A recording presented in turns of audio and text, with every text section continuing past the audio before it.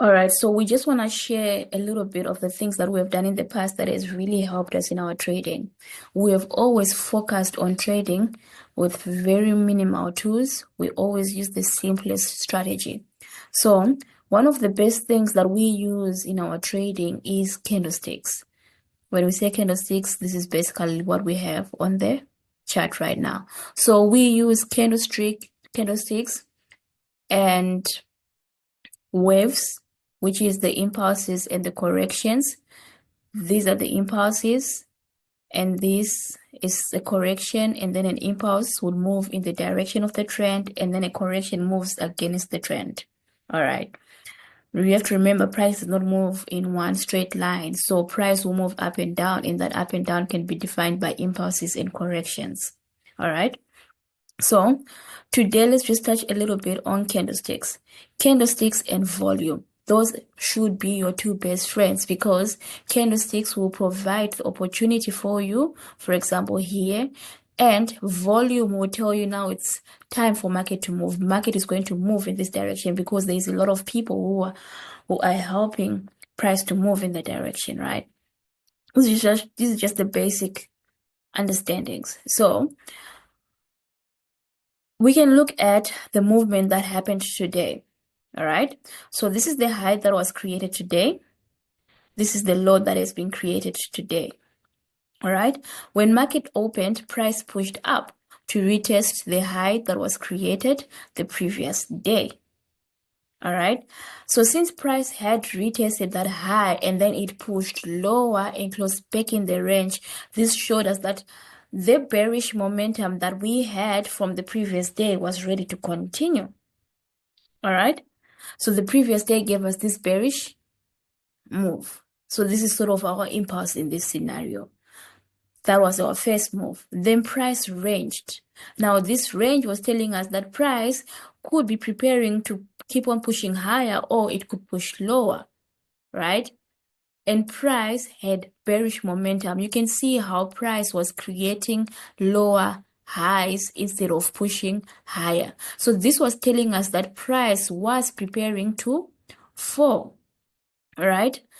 With the new candle opening, the new daily candle opening, since price was at a low, we had price push higher to retest the high. Now this was very easy to anticipate because price was in a range, right?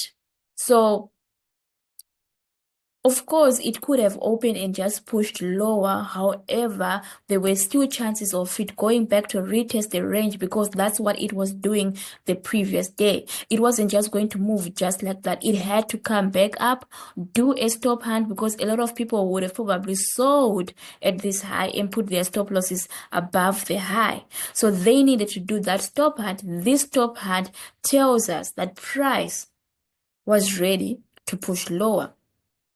All right, that is why we attacked as soon as it went back into the range. All right, now as price pushes back into the range, you can see even if you didn't enter once it's back into the range because you wanted to wait for price to break out, which is always advisable. You want to be sure of your trade that you're entering. We're not aiming for 1,000 pips, we're aiming for a little bit of pips. So wherever we enter can always reassure us what we need. You can see how the next bearish candle closed powerfully outside of the range. That should have been your signal for entry. And of course, price moved lower. As you can see, price pushed lower. And if you look to your left, you have clean traffic, which just gave you even more confirmation. It gave you your TPs. The previous move gives you your stop losses. You had the whole trade from the previous day. All you had to do was to be patient. All right, so let's go over again one more time.